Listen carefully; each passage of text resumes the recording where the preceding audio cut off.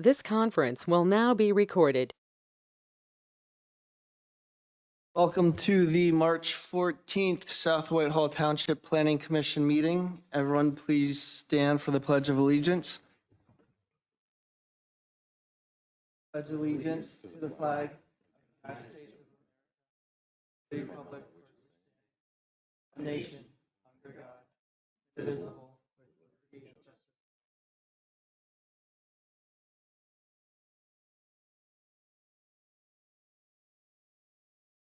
Mr. Adams, can you do the roll call? Yes. Trevor Dombach. Online. Tim Dugan. Here. Todd Farringer. Here. Brian Height. Here. Diane Kelly. Here.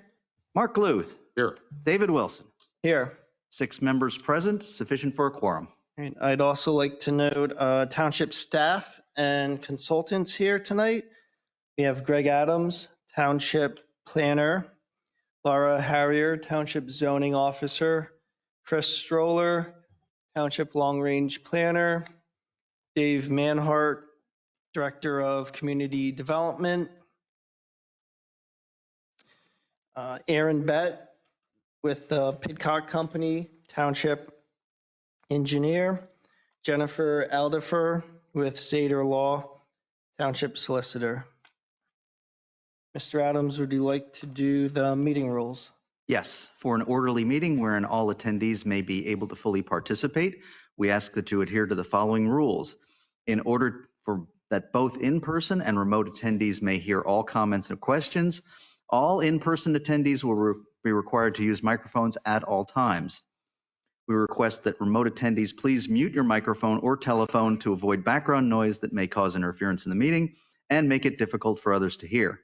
Staff may mute the microphones of remote attendees if needed. Public questions and comments will be taken at periodic intervals throughout the agenda.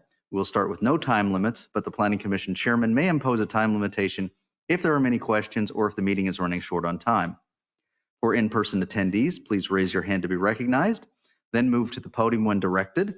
Turn the podium microphone on and state your name, address, and comment or question. Please turn the podium microphone off when done. For remote attendees, the chat box feature will be open and active throughout the meeting. If you have a comment or question, please type your full name and address in the chat box. When you are recognized and so directed, please unmute your microphone, state your comment or question. Mute your microphone when done. For those who are accessing the meeting by phone only, staff will periodically ask for caller comments and unmute all callers. Callers must identify their name and address prior to making comment. Your cooperation and adherence to these rules will ensure an orderly and respectful meeting. Thank you. All right, we're on agenda item number 3, review and approval of the January and February meeting minutes. Does anyone have any comments? Other than I appreciate the staff rewriting the minutes from the January meeting. I appreciate it. Thank you. Hey, do you want to make? I will make a motion to approve the minutes from January 11th. A second. All in favor? Aye. Any opposed? None opposed. Yep. Mr. Luth will abstain. None opposed. So moved. We're on agenda item number 4. We're going to switch the order. Oh, sorry. February 8th meeting minutes. Does anyone have any comments? I'll make a motion to approve. A second. All in favor? Aye. Any opposed? None opposed, so moved. All right, now we're on agenda item number 4, subdivision review. We're going to switch the order a little bit. Dorney Park will be first and Nestle Purina will be second. Is there anyone in the audience or online interested in this application?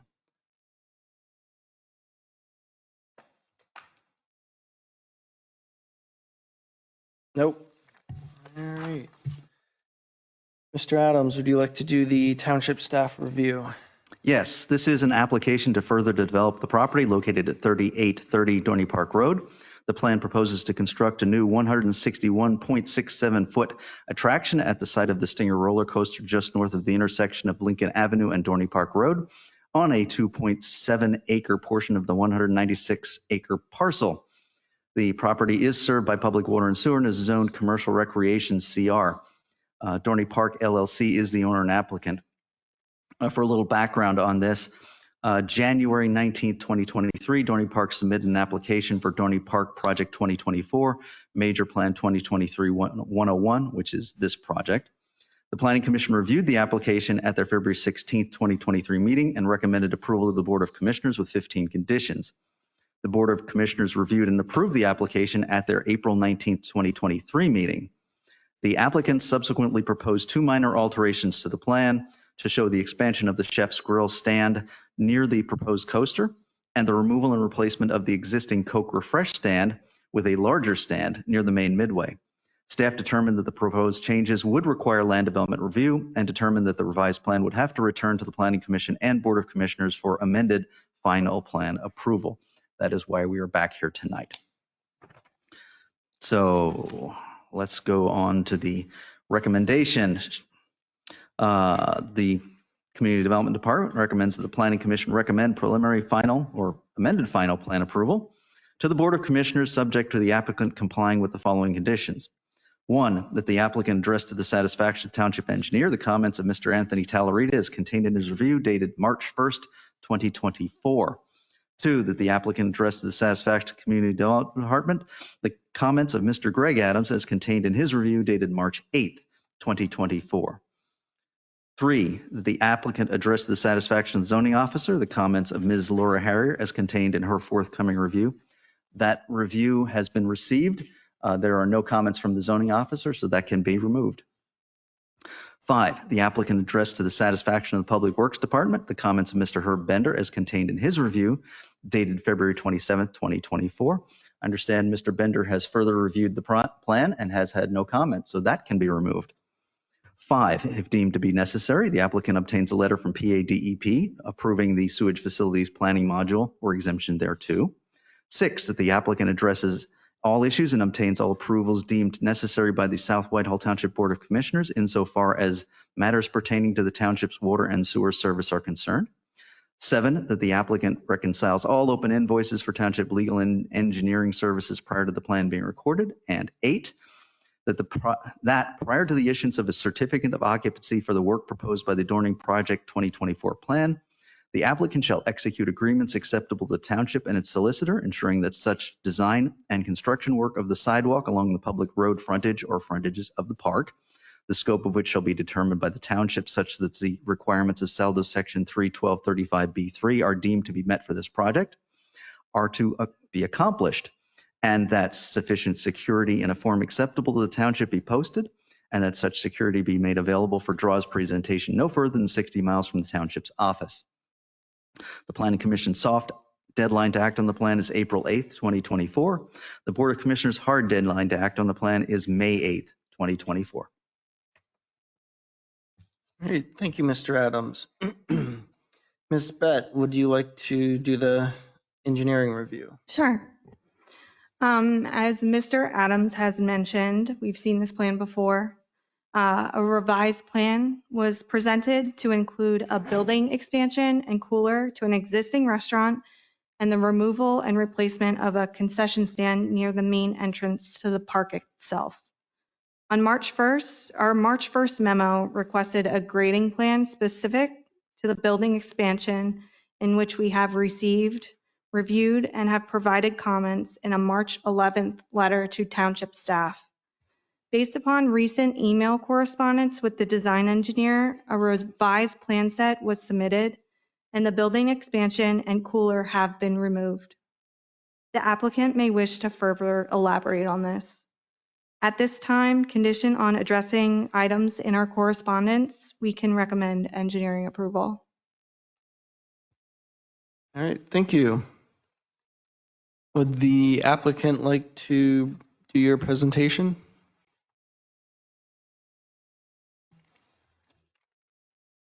Good evening. My name is Stephanie Coble from Fitzpatrick, Lentz and Buba, and I'm here on behalf of the applicant this evening. Mr. Buba was not able to attend, so you are stuck with me tonight. As Mr. Adams mentioned, we are here tonight for an amendment of a previously approved plan. And as was mentioned by the township engineer, that plan now only relates to the replacement of a Coke refresh station with a new Coke refresh station. Just to give you an idea of scale, the new station is 300 square feet, slightly larger than the old station, but we're still talking about 300 square feet. Dorney Park did withdraw their plans for the addition to the Chef's Grill. Just came down to, candidly, budgeting and timing. Their season is fast approaching. They're getting excited for the new season, and certain budgetary things fall in certain fiscal years, and that's just what happened here. With me tonight, I have Adam Smith from Barry Isaac, who can address any of the technical questions that you might have, but we are here seeking a recommendation for approval. One other note I would like to make is that the waivers that were previously granted for the plan that we're here amending, those waivers are still in effect and were contained, in fact, in Barry Isaac's waiver request letter. So we would request that those waivers that were granted to the original plan also apply and continue to apply to this amended plan. Good evening, Adam Smith and Barry Isaac. Steph, you pretty much covered everything. Basically, this is the same plan that you reviewed about a year ago. Only difference is a new concession stand to replace an old concession stand.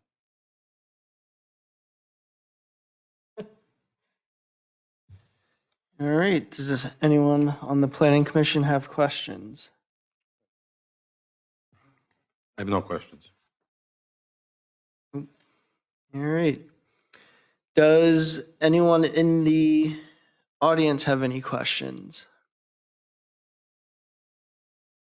Is there anyone online that has questions?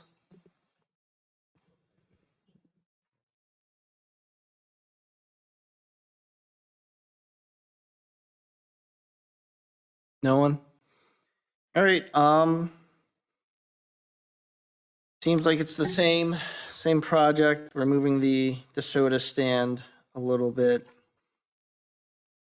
Just last call, any questions, comments? No? All right, so we'll move on to the waivers and deferrals. It seems like it's the same waivers and deferrals that were granted previously. Do we need to go through every single one, or can we just say? I'm fine if you just simply want to make a motion that all of the previously approved waivers would continue to apply. I'll make that motion, what she said. I'll second. I'll Great. second. All right, those in favor? Aye. Aye. Those opposed? Aye. Mark's opposed. If that's okay. So moved. All right. Pretty much it. We need to recommend We got to do the whole thing. You just did the waiver. Oh, okay. waivers. All right, so that's the waivers. Next, we're on to the recommendation.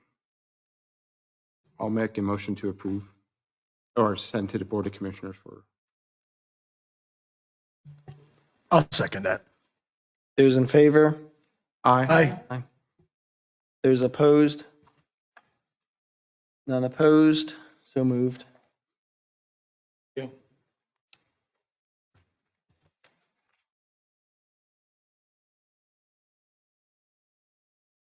All right, good luck. All right, we're on. Should have made it.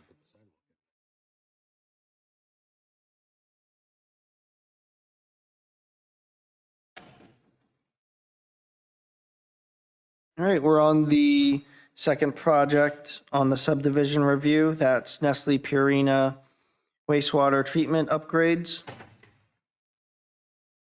Mr. Adams, would you like to do the township review? Yes, this is an application to further develop the properties located at 2050 Pope Road and 4535 Huckleberry Road. On 2050 Pope Road, the plan proposes the construction of a 21,921 square foot wastewater treatment building on the current site of Waste Disposal Facility Holding Basin 1B, as well as auxiliary tanks and piping on approximately 4 acres of the 114.6 acre tract. The plan proposes that the treated effluent is to be rerouted from its current discharge point into an unnamed tributary of the Jordan Creek. The treated effluent is proposed to be piped north across the remainder of 2050 Pope Road, under Huckleberry Road, and north across 4535 Huckleberry Road to discharge directly into the Jordan Creek. The plan proposes the construction of a gate and driveway on 4535 Huckleberry Road to support monitoring and property maintenance. 2050 Pope Road is zoned IC1, Industrial Commercial 1 Special Height Limitation. 4535 Huckleberry Road is zoned RR2, Rural Residential 2. Nestle Purina Pet Care Company is the owner and applicant. And just for a little background in this one, this plan was originally submitted in 2021. At their April 2021 meeting, the Planning Commission reviewed and recommended for approval Nestle Wastewater Treatment Upgrade Major Plan 2021-102. In the interim, the applicant has revised the plan to the extent that staff determined that the plan would have to be re-reviewed by the Planning Commission. So 3 years ago, they went to our board, got a recommendation, did not proceed to Board of Commissioners, but instead revised the plan in the interim. So that's where we're at this point. And as I understand it, the department recommends that the Planning Commission take the plan under advisement to afford the applicant the time necessary to address the reviewing agency's comments. Our recommendation is contingent upon the applicant granting the township a waiver from the time frame in which to act upon the plan. The Planning Commission's soft deadline to act on the plan is April 8th, 2024. The Board of Commissioners' hard deadline to act on the plan is May 9th, 2024. Thank you. I forgot to pull the audience. Is there anyone in the audience particularly interested with this application? Okay. Are you All here right. with Nestle or are you here on? Okay. All right. Is there anyone online other than the applicant interested in this application? Nope. Okay. All right. Ms. Bett, would you like to provide the engineering review? Sure. As noted in our March 6th memo, our comments mainly request clarification of the stormwater management and sanitary flow operations in coordination with DEP, modification of stormwater management calculations, and additional drafting items. We note that the design engineer has been in contact with our office to discuss these comments and has requested a meeting with township staff to assist in further understanding the proposed improvements. Due to outstanding comments, we do not recommend engineering approval at this time and have discussed this with the engineer. He has mentioned that he would like to discuss waiver requests tonight. 2 additional waivers have been requested as part of this resubmission and can be found in our memo. We do not recommend approval of the waiver to exceed a driveway slope of 10%, as it appears the driveway alignment can be modified to achieve the saldo requirements, as it's located on a currently undeveloped parcel with the ability for future improvements. Additionally, we have no engineering objection to the second waiver request as it relates to plan drafting requirements. The applicant may wish to further discuss any questions that you may have. Thank you. Would the applicant like to provide your presentation? Good evening, Stephanie Coble from Fitzpatrick, Lenz & Buba on behalf of the applicant Nestle Purina. As was mentioned, we did receive the comments from the township engineer and the township planners. We do have a meeting tentatively scheduled sometime during the first week of April with both the township engineer, and the township engineer has requested an LVPC representative be at that meeting so that all comments can be addressed concurrently at a meeting.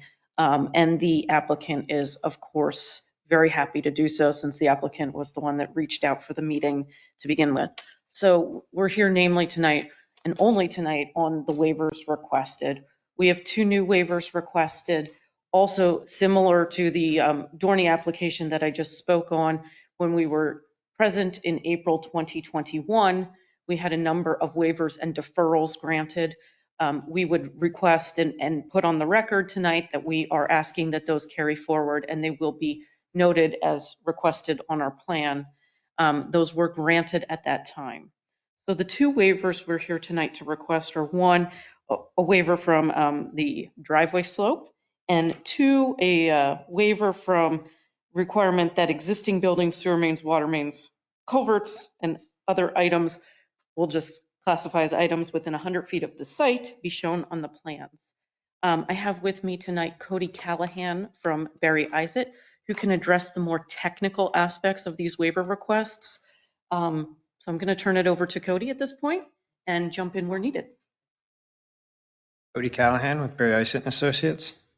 So yeah, we're requesting waiver from section 31236C3B pertaining to the driveway grades not exceeding 10% with access to a local or collector street.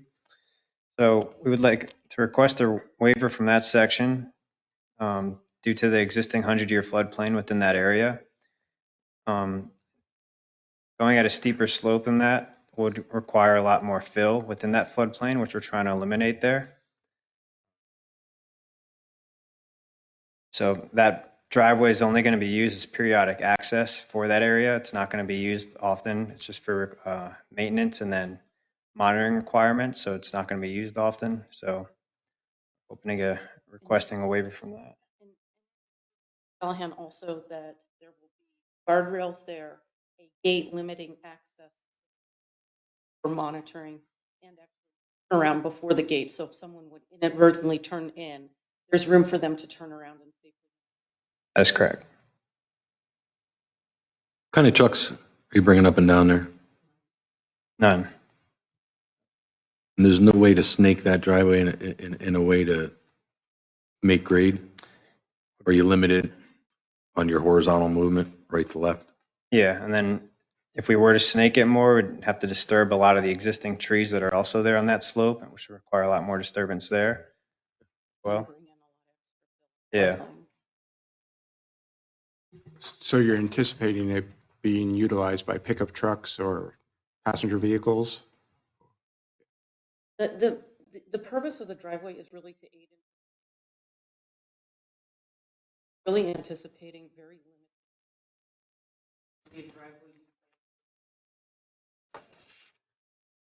How often do you need to monitor, check the meter or whatever? Nestle, do you know that? I believe it's at a minimum it would be, but we have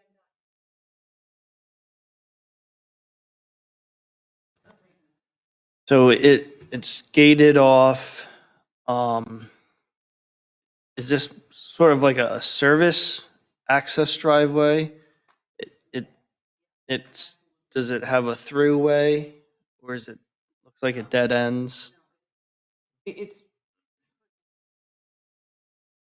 and that's why it's gated, and that's also why I did the turnaround. So if a car would inadvertently turn down, stop because the gate will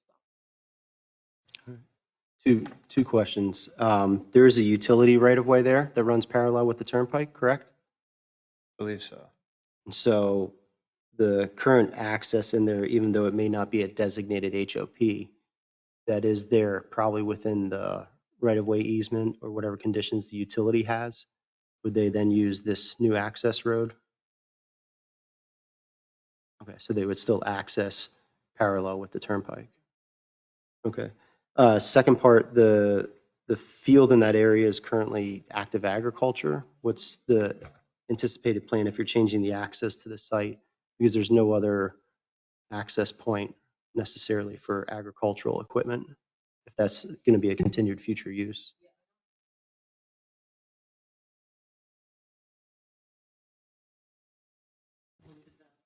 Okay. So then that would lead us to believe that the current access would still continue to be in use into the future in addition to this developed access. For the agricultural. Okay. Used by agricultural. Would there ever be occasion to need emergency vehicles to use that access if there were an issue? I don't necessarily know because of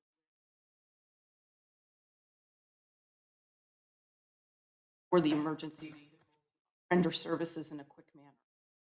So I think the likelihood of that, can I say no, never? Because if someone's checking the line and they slip and fall and Citronia needs to get in there, I can't say never to you.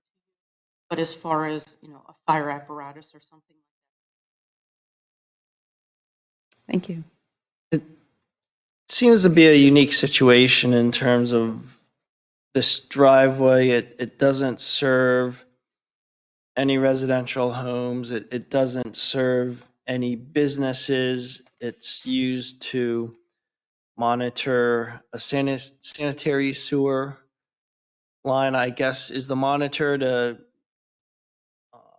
determine the levels of contaminants in the effluent.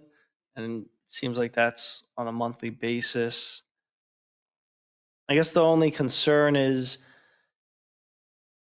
the potential if this in the future becomes more than an access driveway. And I don't, is there any potential for this to become more? I don't think there is. The fact of the matter is, the way this driveway is designed with the garbage, not meant for a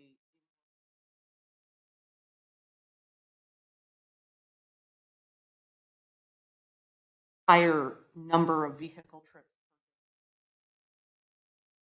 I don't foresee that in the future. Not the location for it. And I'm assuming it's going to be paved, not gravel. A concern of mine is it was gravel, then it would just wash out. Yeah. And can we ask the engineer to please review again? I heard your first explanation of why you were not recommending engineering approval of this particular waiver. Could you just review it one more time? Yes. The driveway slope is about 15% on their plan. The requirement would be 10. Given the nature of the site, it is known by Nestle. The alignment I understand with the floodplain, there are some restrictions in that, but we had felt that the alignment could potentially be modified to accommodate the 10% slope. And I guess the question Mr. Wilson had brought up too, that we also thought about is, what about the future? Would this driveway then lead to another, use of the parcel in that area? So meeting the sourdough requirements for that section right there was just something we were looking to see. Ultimately, it's up to the members to decide. But those were our thoughts. Help future usage if we were to come before the planning with another project where that project was saying, we're going to use this driveway. We understand that would give you another crack at this and potentially make us.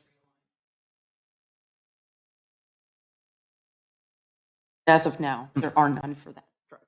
And just a question, since there will be a meeting in early April with the engineer and LVPC to further discuss this plan, is the team amenable to also working to see if there's a better solution to this aside from a waiver? Well, we would really like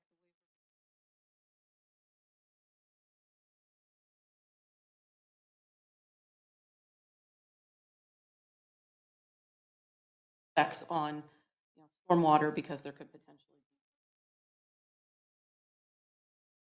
driveway. Yeah. We would really like a recommendation on this tonight on at that. But I can't say we're totally against the meeting, talking about it with the engineer at the meeting to see if it's mutually agreeable, or maybe the two engineers can put their heads together and come up with. I think we've put a lot of safety features in this already, candidly, but if there's some other safety satisfy. Yeah, and Cody, I believe you mentioned if if we do some sort of switchback for this private driveway, we're going to need to cut down more trees. We may have to start filling in the 100-year floodplain, which isn't necessarily a good thing. So I think we have to weigh the pros and cons. And I don't know if it's something where, what does the driveway look like if it's compliant? And if it's compliant, does that driveway seem to actually have more cons to it? I don't know the answer.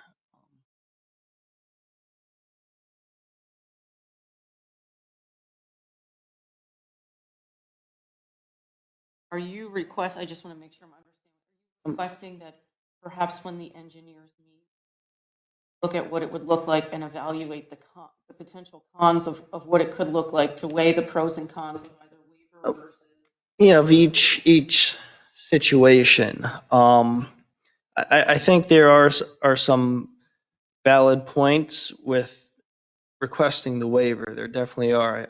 I think there's also some valid points with there's the possibility of providing something Sure. compliant with saldo, but right now we don't see what the two options are. I think this is unique in that it isn't a public road. It isn't serving any residents' homes. It isn't serving any businesses. It's not regularly going to be used. It has a gate and it dead ends in the middle of a farm field. So it doesn't seem to be a road that's really going to be used by the public. But our saldo is our saldo. And so those are just my thoughts. If I may add, Cody, I understand that this is going to change the scope drastically of the driveway. We can talk offline, go back and forth about what a possible scenario would be of, can we achieve it? Can we not sooner than our May meeting? If that's all right. We would be willing to work with you on that. We ask for action on Yeah. which is much more ministerial in nature.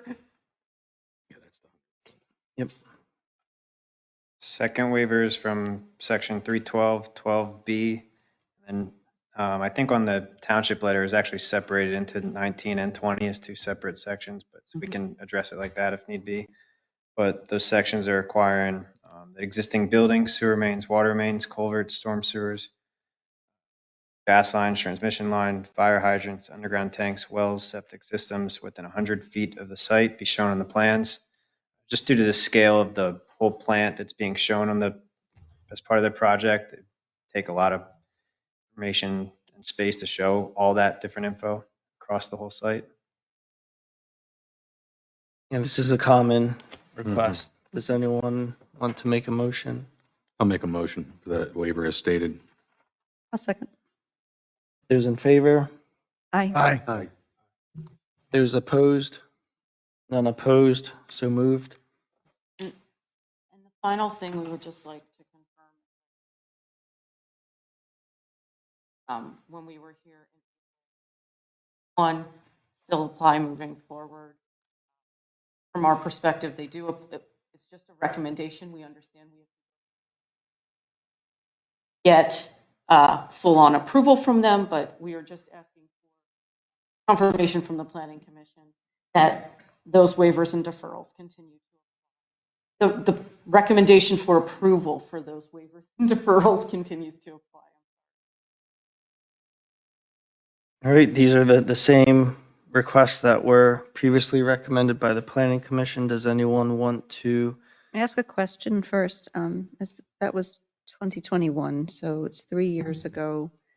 Is specifically some of the waivers requested had to do with driveways and aprons. The driveways are basically the same in this plan as they were. There haven't been substantial changes to. No. As of now, no. Based on what may transpire between the two engineers. As of now, no. Thank you. Does anyone else have any questions or comments?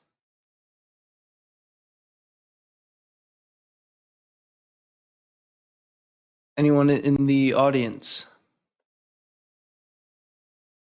Online? No? Does anyone want to make a motion?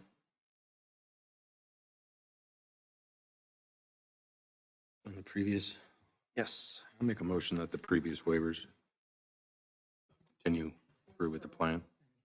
Waivers and deferrals. It's mostly Deferrals. deferrals. Yeah, waivers and deferrals continue with the plan. I'll second. Those in favor? Aye. Those opposed? None opposed? So moved? Thank you.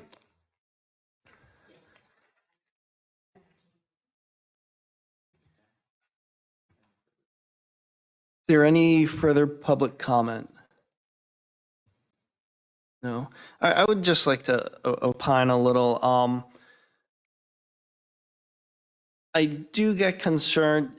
We have a saldo. Saldo needs to be followed, but sometimes it seems, if we follow the saldo here, it might be a situation where we're cutting down more trees, we're adding more impervious cover that's causing more stormwater runoff, we're encroaching into the farm more.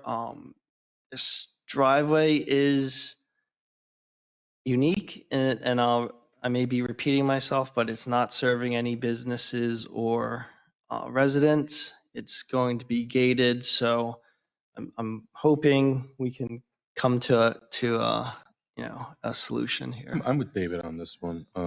But the only thing that worries me a little bit is there's a safety issue for your workers in a wintertime condition or an ice condition, that they're required by DEP to be out there on a certain day, and there's a safety issue with a 15% slope, and they're in the car and there's a problem, or they're in a machine plowing it and there's a problem. Outside of the safety issue, I don't really have a problem with 5% difference of what's allowable. If there's a way to maybe split the difference and get it to 12.5 as opposed to 15, helps the township engineer a little bit, helps your plan a little bit. But I mean, honestly, at the end of the day, it's, I don't expect a lot of kids and moms driving on the road that we'd have to worry about. But you do have employees that I'd worry about. And emergency workers. I would just add, still looking back at that other secondary access, you're creating a refined access point here for the new infrastructure, but there is a point of access into that parcel already. So, if you're gating your road and having it secured at good grade and slope, maybe look at addressing what that current point of access is. Make sure that has equal security as needed as the landowner.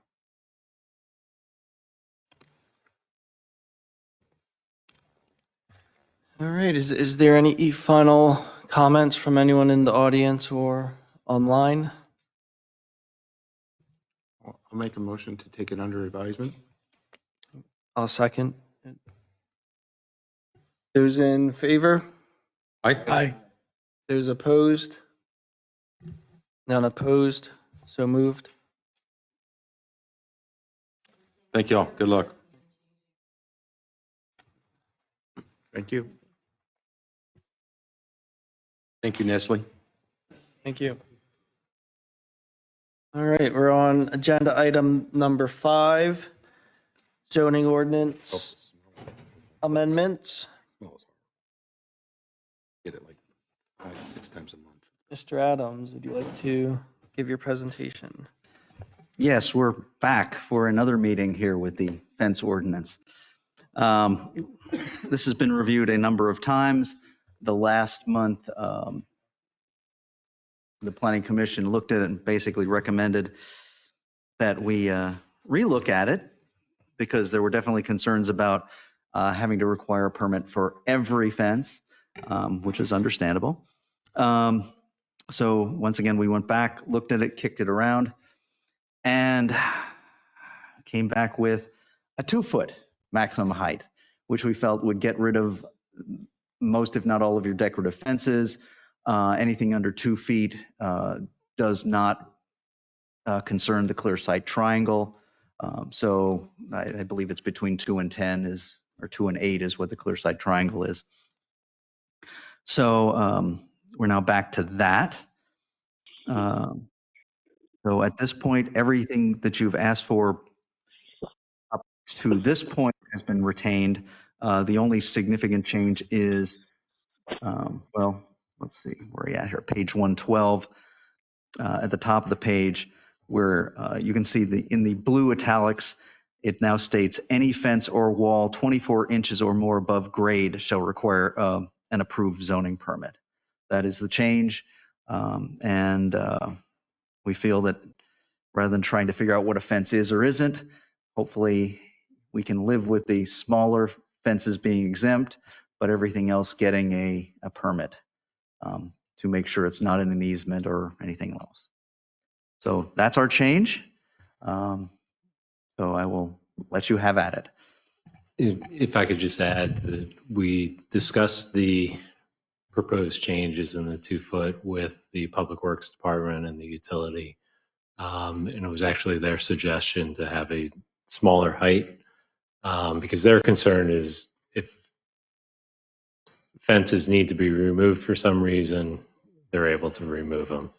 So that's, Public Works is on board with that decision and that recommendation.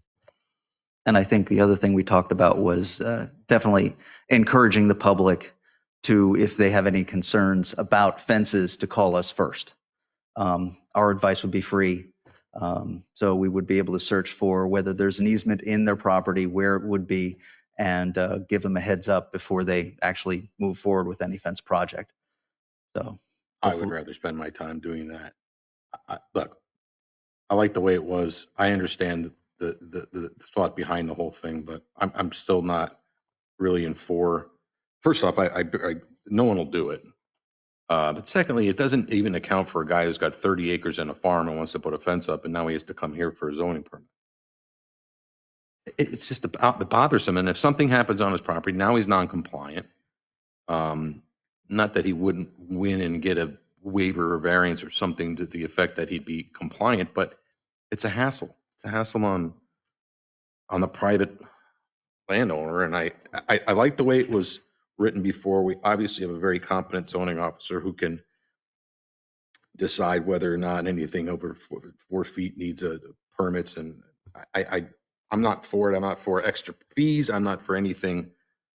I thought about it quite a bit after our last talk.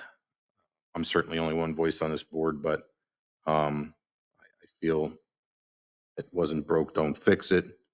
So that's the way I stand on it. I do think that you have a wonderful newsletter that goes out here. You have a great website. That you should make it a point to plaster those things with anybody thinking of doing a fence or anybody thinking of doing a wall. Please call the township. We are free advice and we will help you decide whether you'd be in any violation of any township's ordinances and or whether you'd be in a township. And again, mom and pop don't know what a clear sight triangle is. They don't know what a utility easement or a drainage easement is. They certainly aren't going to find it on their plot plan that they got 30 years ago. I just think it puts a burden on the homeowner.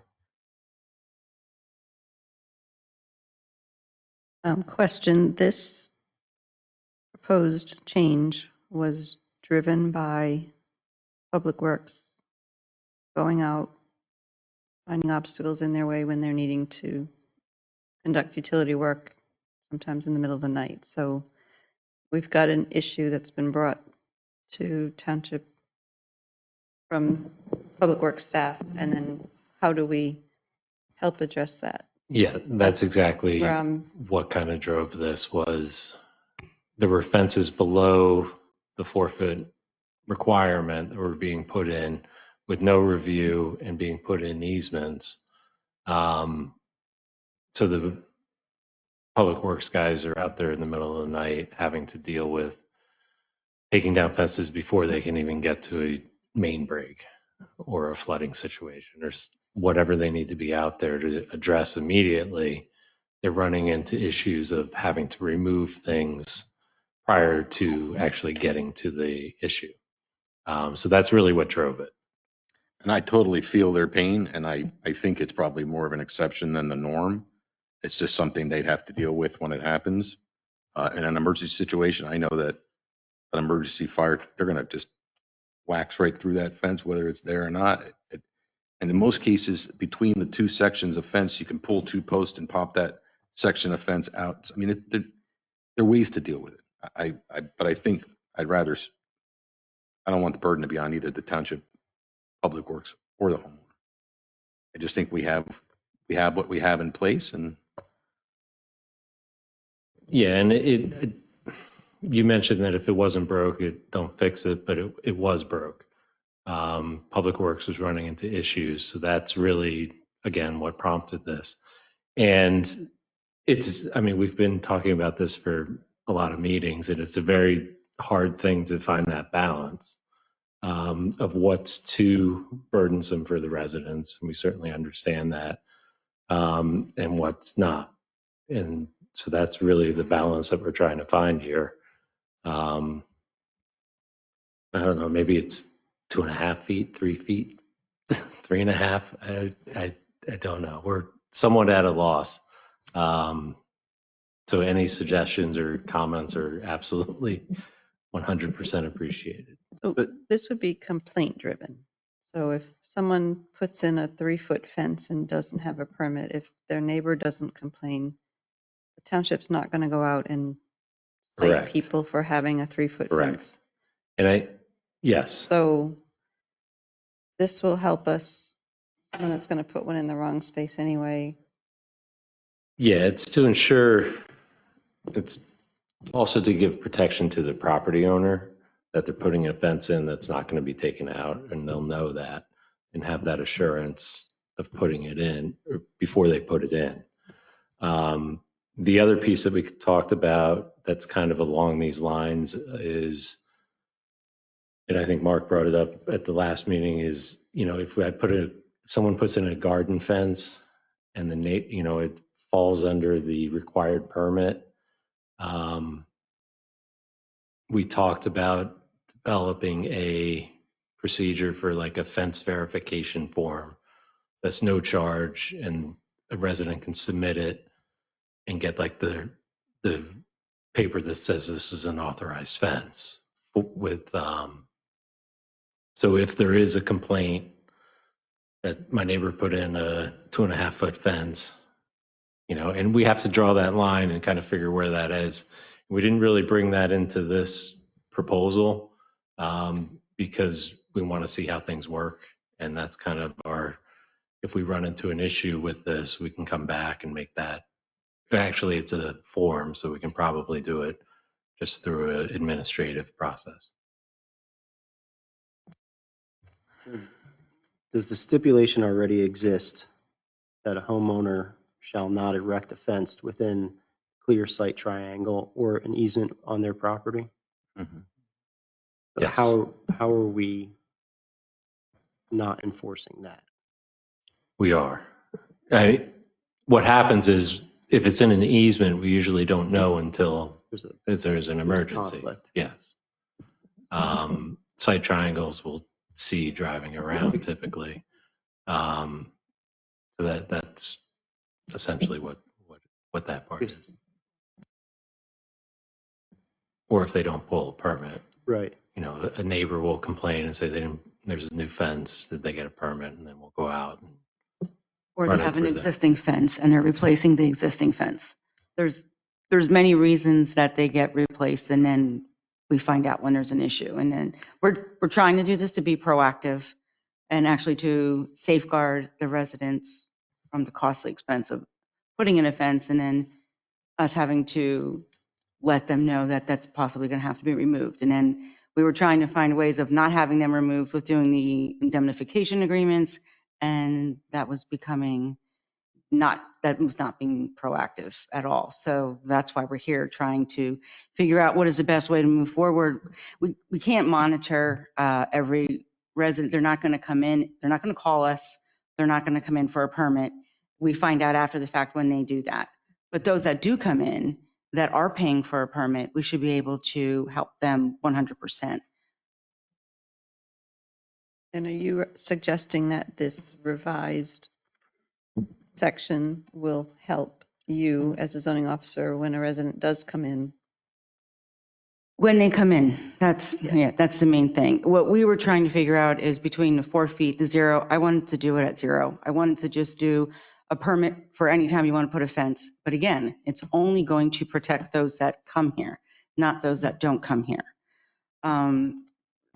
Then we started having the talk with the 2 feet, and we were like, well, we have the 811 calls, when do you dig? How far does it go down? What's going to constitute the decorative fence? So we had the talks about, well, if you don't have to auger a hole and you're just setting it there like decorative, that's how we came up with like the 2 foot. You go to Home Depot or Lowe's and you just kind of set them in. You're not. But by rule, then by that rule, Tony Salvaggio has 60 acres over here, beautiful piece of property, plants the most precious tree he can find, and he wants to put a deer fence around it that's 4 feet, maybe taller, 6, because deer get up on their hind legs. He has to come over here, hat in hand, to get a permit to put a fence around a tree in the middle of 50 acres. Well, maybe not. So you just said he just wants to put it around a tree. So in that sense, we would probably tell him to use the 811 call first, because that's free for homeowners when they call in. And then he can get an idea if there would be something in the area.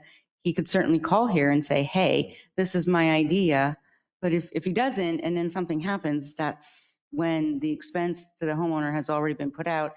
And then the township is telling them, you have to rip that out. So, but usually a deer fence is 8-foot fence, and they're not going to put it just around a tree. A deer fence is meant. Trees I think typically it's aren't in intrusive. I mean, personally, that's what I feel. stories. Oh, yes, they are. I mean, I put my little chicken wire fence around my garden, and right now I would be in violation because I didn't come here and ask somebody. No, you wouldn't. That's what we're trying to. By definition, I'm over 2 feet. If you're over 2 feet, you And technically I have it in would. with the green stakes that go in the ground that I pounded in with a hammer.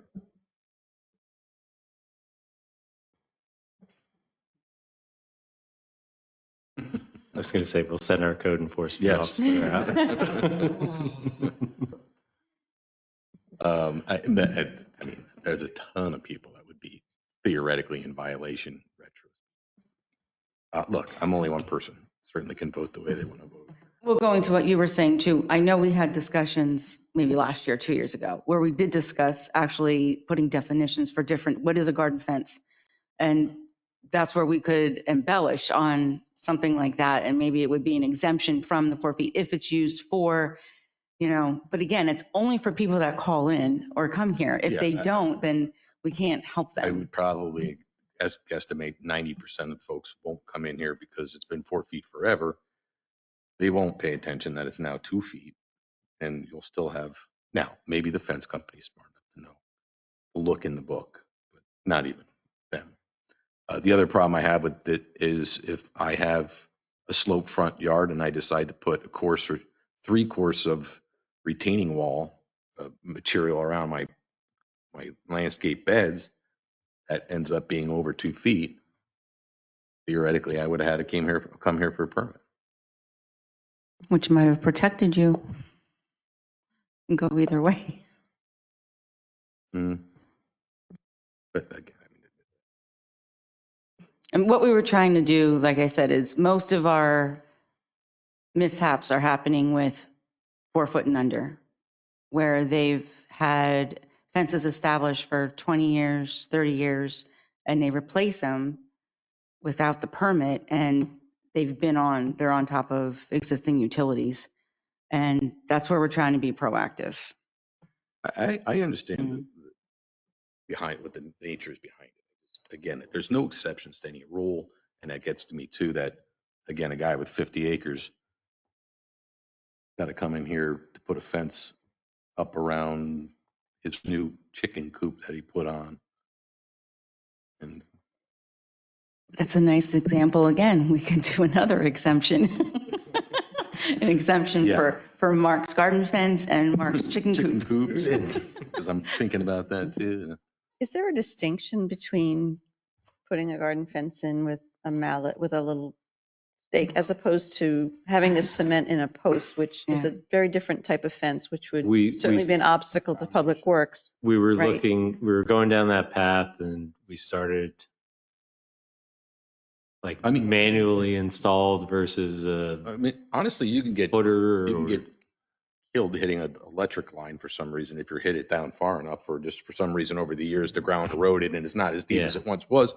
So in theory, there's no different safety wise by hitting it in with a hammer versus post hole digger and some concrete.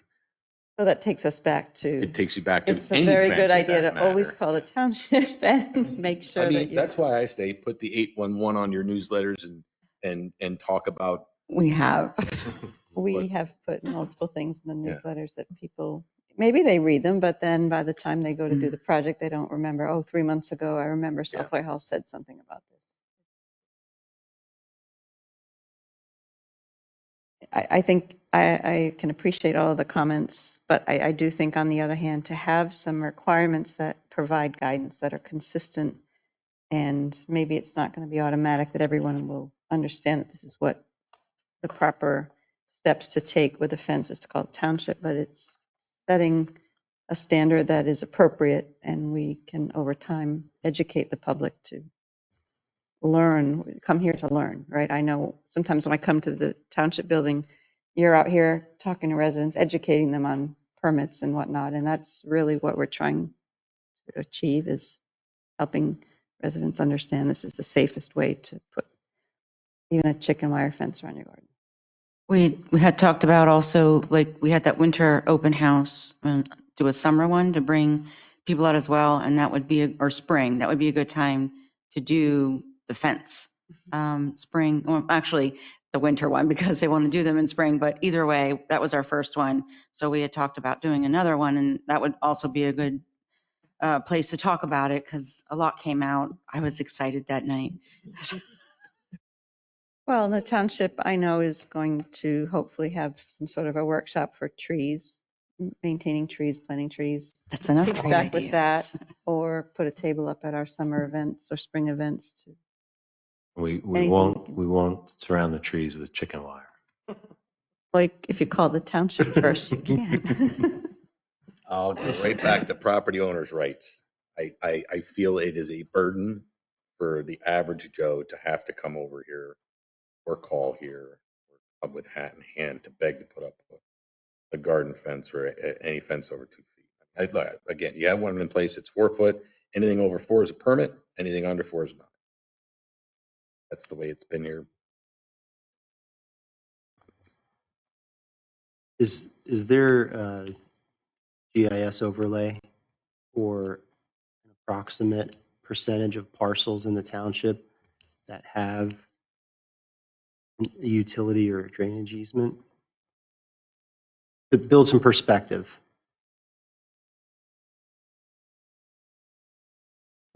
Yes, kind of, sort of. You have to back into that. Yeah. But we could use the utility lines and indicate number of parcels that intersect. That's a pretty straightforward one.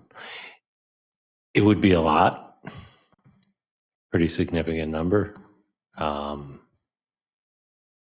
I think we have 8,000 parcels, and off the top of my head, at least half of them probably have that. I guess. I'm just. And most all subdivisions, they'll have drainage or New ones. utility New ones. easements along the perimeter. Mine doesn't. My old neighborhood doesn't. Not down here. Yeah, but In the front, along the curb line, but not along the side property lines and the rear lines. Okay. Like you do in most new. And I think we're all experiencing one of the hardest things to deal with in planning is finding that balance between property rights and regulation, and where's that line, and that's what these discussions are for, is to find that balance. And we can put something out, and if we find we get it wrong, we can always come back and make that change. It's the other flip side of all this. We can try it out for a while, and if there's complaints or things aren't working, we can make further adjustments.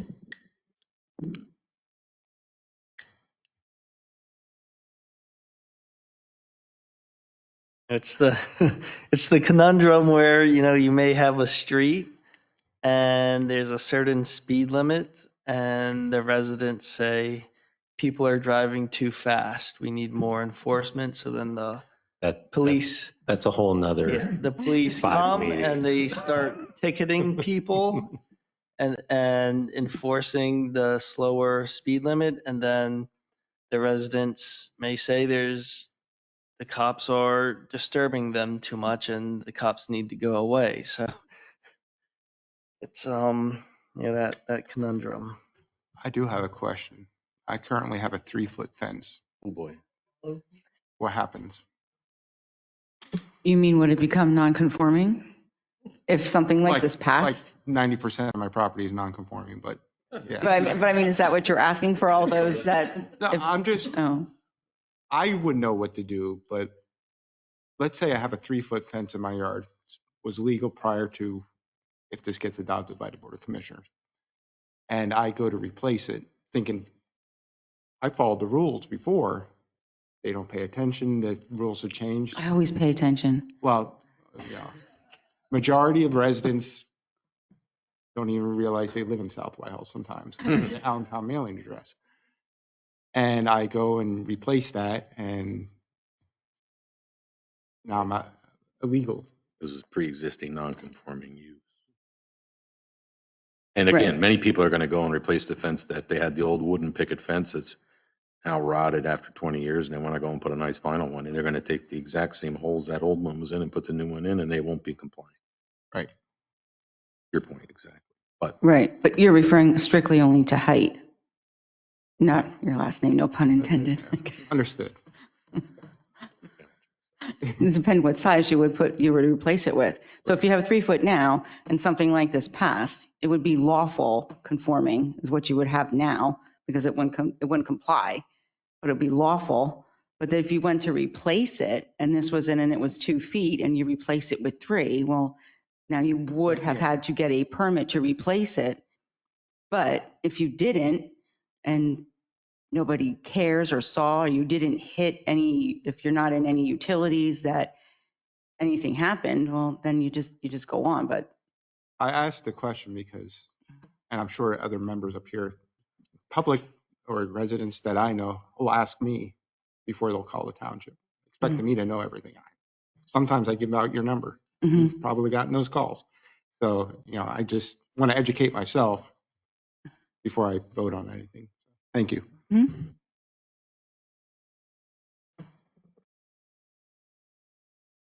will say this, the majority of the fences out there are 4-foot. Few people get 6-foot fences. Those people that have gotten 6-foot fences have come here for a permit. So anybody that has a 4-foot fence that thinks that 4-foot fence is fine the way it is today, places it tomorrow, theoretically in violation without getting a permit. And they're going to think nothing of it because I've had this for 20 years, or I've had it for 10 years, or I just bought this house. I hate the fence they have. I'm putting my new one in.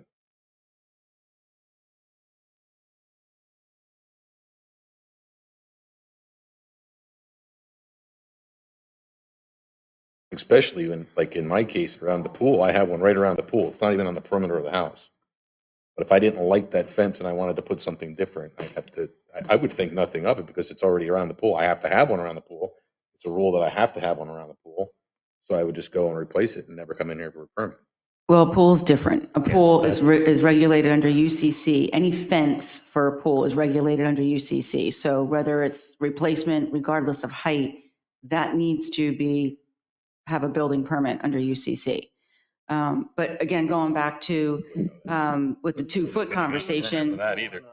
and then with the 2-foot conversation, with us deciding, that's where I was going with our discussions internally, was having the all or nothing. You get a permit from 0 on up that it can be checked, and then that's when Dave was talking about the exemptions. I'm not sure if that's the right word you were talking about, because then everybody comes in, but you were saying like no fee, the waiver or something. That way, those that do not need it and meeting the criteria that we decided on, then they're not no harm, no foul. They, and those that require it, they get it, but it's fine. Yeah, I think kind of what Laura's talking about here is like, it's almost a pre-authorization for a pre-permit permit, where somebody can put it, all fences need this pre-permit. And then like, essentially we could go back to the 4-foot or even go, any Right. 6 feet for UCC. Meaning the same regulations would be in place now. 4 foot and under, you don't need a fence. 4 foot and over, you need a permit. And 4 foot and under, you don't.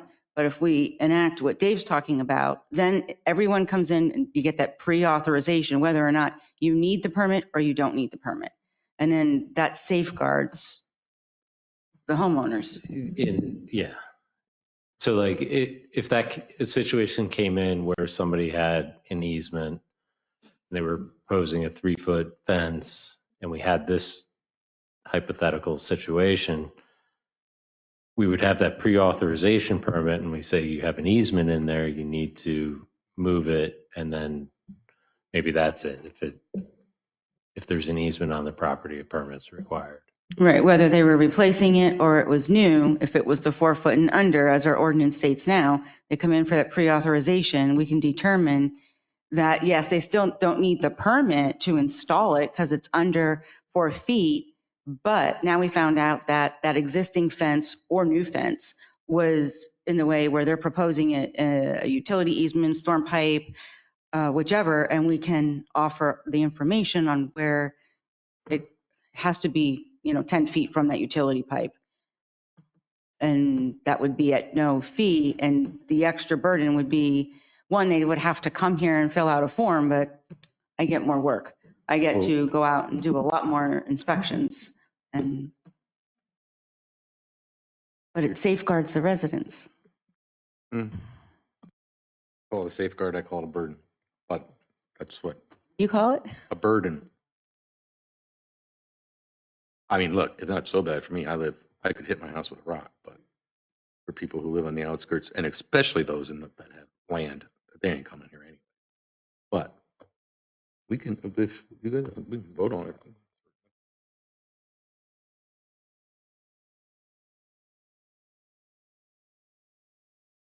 Anyone have any comments? Is there anyone, there doesn't seem to be anyone in the audience. I don't know if anyone online. Is there anyone online? No one I online. actually have a question.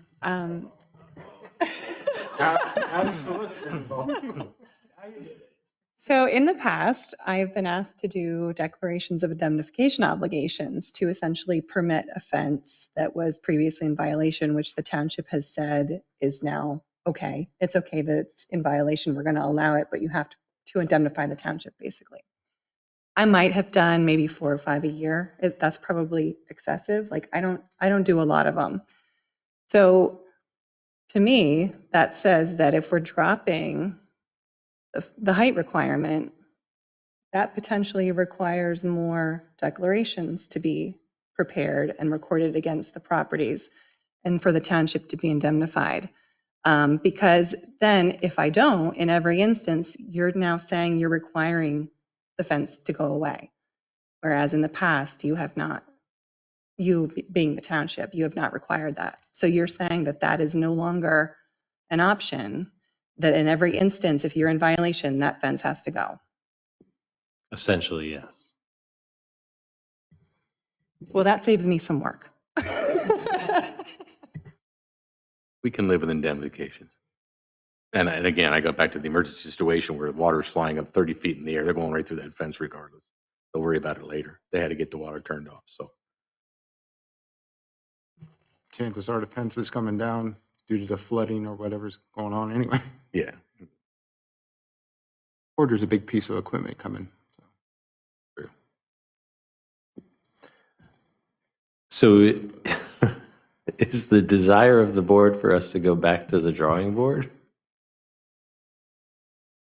I mean, personally, you can vote on it.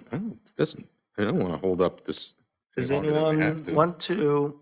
want to make a motion on the zoning changes as indicated?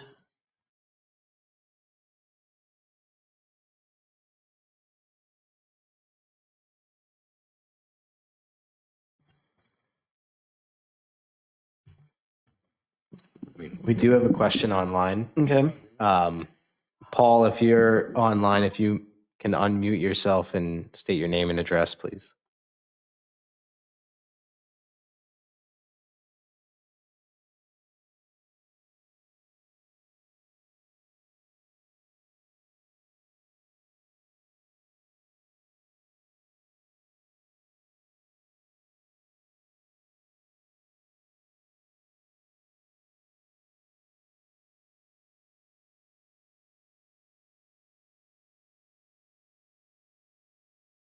The question online is, how many times has a fence been an issue with a utility repair in the past?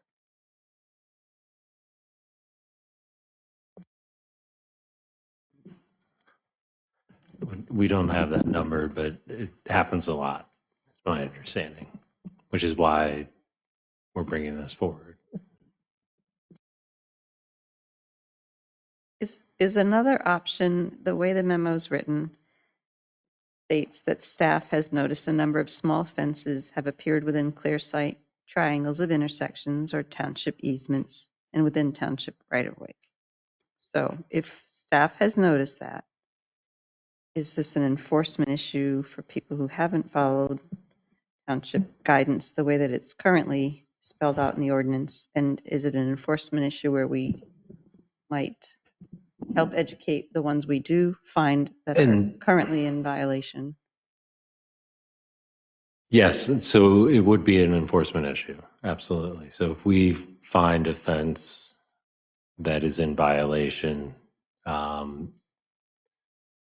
in the clear sight triangle or in the right of way, we will certainly, those aren't complaint driven because that's a safety issue. So we'll address that and essentially have the fence removed. But the idea is to try and get ahead of all of that.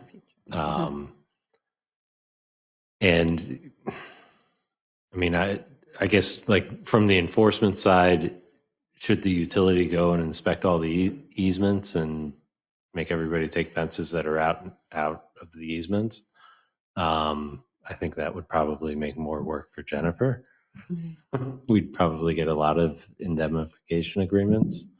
So again, it's that balance we're talking about. Well, you've made one indemnification agreement up. Just change the name.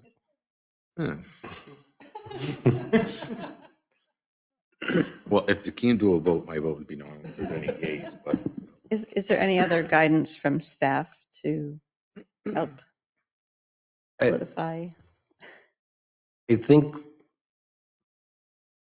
I keep going back to either the pre-permit permit, figuring out how to administer that and make it as easy as possible online. But there's problems with that, and because we need a site plan, and that's a whole nother issue. But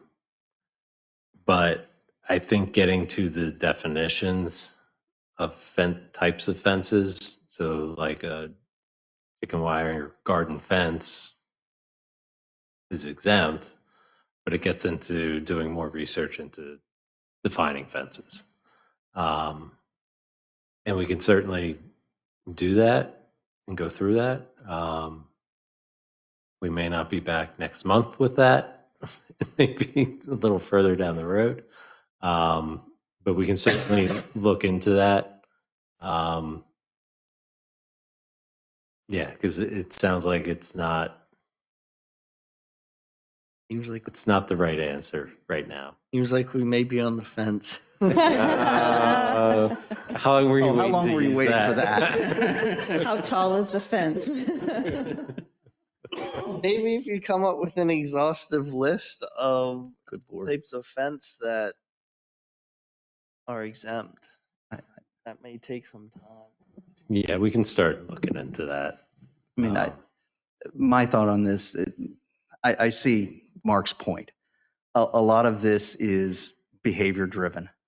I personally wonder how many of the fences that Public Works has to go through at 2:00 in the morning, we were put up with a permit. And to his point, if you're not going to get a permit, us changing the regulations isn't going to help anything. So, and quite frankly, from my experience, a great number of the clear sight triangle violations are complaint driven. It's not like we're driving, we get calls from somebody who has pulled up to an intersection and can't see. So, to me, a lot of this is going to be complaint driven, and I don't know if any height is an answer, because you are talking about people who will put up fences without permits, and that short circuits the whole system and creates the problems that we're running into. So I don't know if there is an answer, or do we simply accept that, yes, we're going to have to remove fences at 2:00 in the morning. It's just going to happen. And if they were built where they shouldn't have been built in the first place, it's their fault. Yeah. I mean, it's already in the zoning. No fence shall be erected with any utility or drainage easement. And that's also part of the easement itself in the deed. Yeah. So And I get it. It stinks because the guy will go, well, no one told me. That's, yeah, You know, that's their I hear you. responsibility. I don't know. I know. And that's I what hear we're it. wrestling with is, how do you do this? Yeah, there's regulation already in place, and it seems like we're trying to put more regulation on top of it, and some people just aren't going to follow it regardless. That's where I keep going back and forth. Mark's point, the people that are going to put the fence up without a permit are still going to do it regardless of what we do. The law abiding or ordinance abiding people, now we're punishing them for the acts of others, but not going out there and proactively taking down all these fences.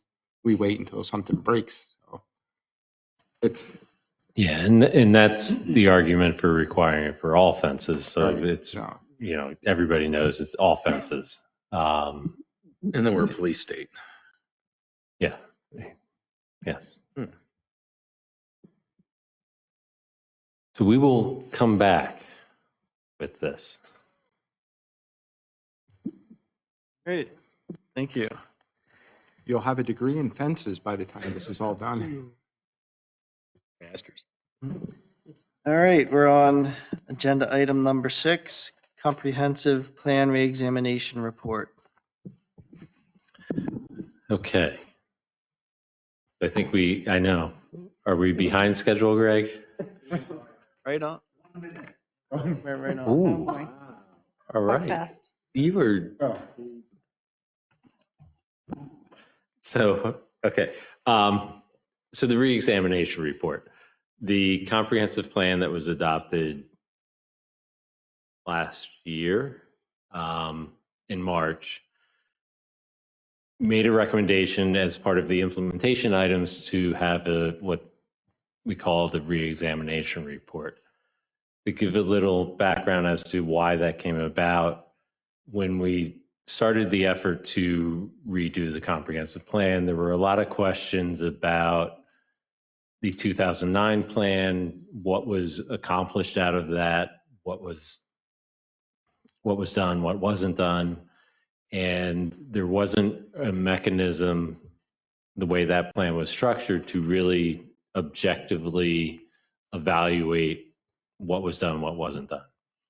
So what we did in this 2023 plan was very deliberately spell out implementation items and action items. So one of the other pieces of this is The 2009 plan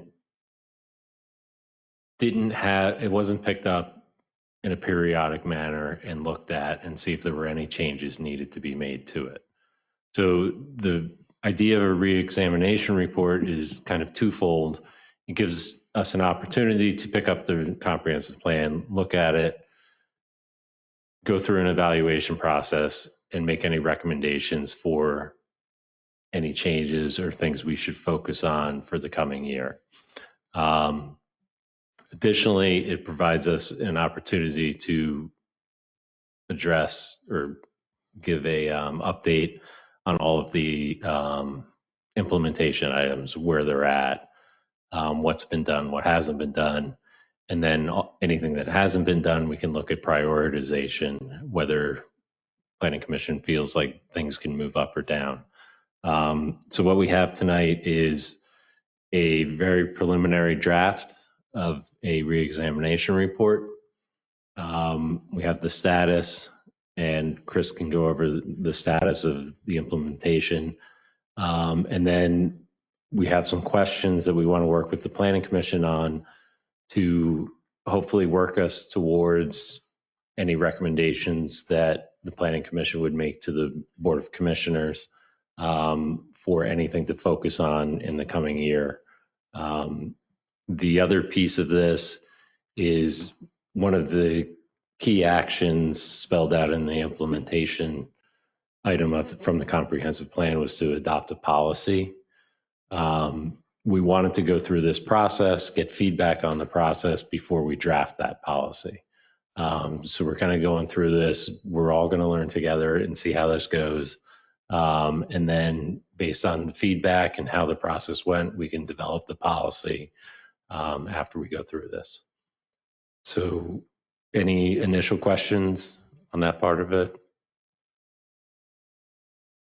All right, we'll hand it over to Chris. I have a couple comments, but I can wait, or they're just typographical stuff. Oh, well, yeah.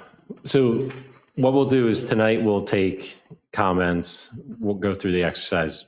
The idea is to come back next month with a clean final draft. The draft presented in front of you is just really pulling information from the original comprehensive plan. If you turn to page 120 and 121 in your packet, this is the summary table from the comprehensive plan. We wanted to just highlight I believe there's about 26 items that we identified in the plan that when we went through the process, we assigned timelines and priorities to them. You'll see another column in there that talks about their progress. We periodically update the Board of Commissioners, I think on a quarterly basis, talking about where we are in some of these implementation actions. And you can see there, if anyone has any questions about some of the items in there, we can talk about those. But otherwise, I'll go through on the following pages, just highlight a couple of major initiatives that are actually moving forward. In many cases, several of these actions together. So on page 122, one of the initiatives that we started last year after the comprehensive plan was kind of the rewrite and the reorganization of our volunteer boards, commissions, committees. This was an effort to clean up the organizational structure within the township code of how all of the boards fit together. A lot of this was more just administrative to make sure that each of these all read similarly. Some of these were created many, many years ago. Some of them are newer. So this is more of an ongoing effort to make sure that the township code reads consistently between these boards. Out of this effort, one of the, we are updating some of the content associated with these boards if it's required. An example of this is Article 7, the Landscape and Shade Tree Commission. This was updated in January of this year. We made some kind of contextual changes to this and splitting out sort of the enforcement side of it into a new ordinance, Chapter 330 trees, and cleaned up the details of the Landscape and Shade Tree Commission and what the rights and duties of that commission are. Article 5, Environmental Advisory Council. This is another one where we looked back at the existing boards that we had, the EAC from the 1970s. We also had the Air Pollution Board, the Green Advisory Council, which was established by resolution a few years ago. We've sort of cleaned up all of this and presented the new EAC ordinance, which was adopted in January of this year. So we're going through each of these on a periodic basis, and this is kind of an ongoing effort. This directly helps us with the implementation action item A2, which is advisory committee evaluation, looking at consolidating boards where necessary, cleaning up boards where necessary, and updating boards and duties where necessary. So does anyone have any questions on this particular initiative? This is kind of a straightforward one that is still going on. If not, moving on to page 123, the transportation plan. There are a number of items that came up in the, a number of action items that came up in the implementation summary, all having to do with transportation. So as of about the month or so ago, maybe the beginning of this year, the township has embarked on a comprehensive transportation plan. We are looking at really 6 chapters to this plan. The first 3 are underway, and this is engage, having to do with public and citizen engagement, and trying to get information about transportation experiences and priorities and concerns of the community. The second chapter has to do with active transportation, which is our bicycle pedestrian network and access to transit stops. And the third component is safety, looking at both vehicular and non-vehicular safety, and identifying the primary safety concerns in the township. Staff is working with a consultant on those 3 aspects of the plan. We hope to have the initial chapters of those wrapped up by the end of this year. There's a lot of public engagement going on right now. Several of you are involved. Anyone who wants to get more involved, we have an upcoming public meeting on the 28th. And once we go through these initial chapters, we will dive into, actually we're working with Pidcock on the 4th chapter, which is classification of our roadways. This is where we're looking to revisit and potentially update the functional classifications for our roadways, and also tying in the aspect of character classification, where a collector road in a rural area may be different than a collector road in a suburban area or an urban area, and looking at how we categorize those roadways and impacts that they might have on zoning and saldo. Along with that, we have freight, which is evaluating our freight network.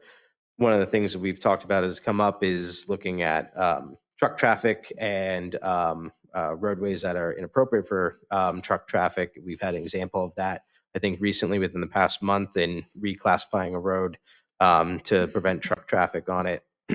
And then kind of the final piece of this plan pulls all of the previous chapters together is we're titling it traffic, which really looks at congestion management strategies. So we'll know how our active network is working, what the safety concerns are, how we're dealing with freight, and how we can put that together and look at congestion management on some of our priority corridors and develop strategies for those. So this action is it's a pretty large initiative. We're tackling it kind of piece by piece, and we see this being an ongoing effort.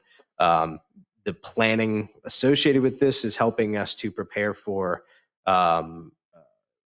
actionable grants or capital improvement projects, even additional policies.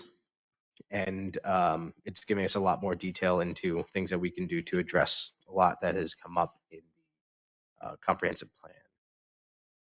Does anyone have any questions on that initiative? Is the classification just on township roads? Or is it on state routes too? I believe we're starting with just township road. We will certainly follow Lehigh Valley Planning Commission's lead on the state roads. But I have a massive well, this is State routes. fantastic. We Just can't so wait to you're get our aware. hands on it. It's overdue to be Yes. done, but we're waiting for the urbanized zone to be blessed by the federal highway. Okay. So I think the difference, the other layer that we'll put on is this idea of character classification, because certain, sidewalks, as much as we love sidewalks and as much as we love connectivity, a curb and sidewalk may not be appropriate on a rural road. The more appropriate thing for a rural road and active transportation may be a separated bike path. So those are it's an example of how we could use character class. And that we will apply to state roads. So if we want to go for grants, we can kind of identify what's appropriate in different locations. I do have a comment for the class, and maybe it's done already, but maybe it's in GIS, but there should be a map and a list of all the roads and then what that classification is so people can actually find the classification of the road. Yes, there will be. The other piece of this is they're likely to come out of all the plans that we're going to talk about. Some of the recommendations that come out of it will be to update the official map, and certain things that be worked into the official map process. There's going to be a function of the plan is to have a matrix functional class on one side and character on the other, and then different thoroughfare combinations based on where it lays in that table, and then a map and a list to go with that. There aren't any other questions. Moving on. The next major initiative is the South Whitehall Landscapes Plan. This was started in the summer of last year. We are wrapping up this plan now and preparing it for the BOC for adoption. The Landscapes Plan is really a preservation plan for the township, and we identified a lot of different resources that are worthy of preserving and the need to study those resources. So Landscapes Plan ties together agricultural resources, historic, open space, and natural resources, and is providing direction on programs and policies, how we look at actual preservation, direct preservation of land, and some ordinances that would come out of that. So there's a lot of items that this checks the list off of, including looking at a preservation toolbox and some of the ordinances that we talked about, either needing to develop or update during the comprehensive plan.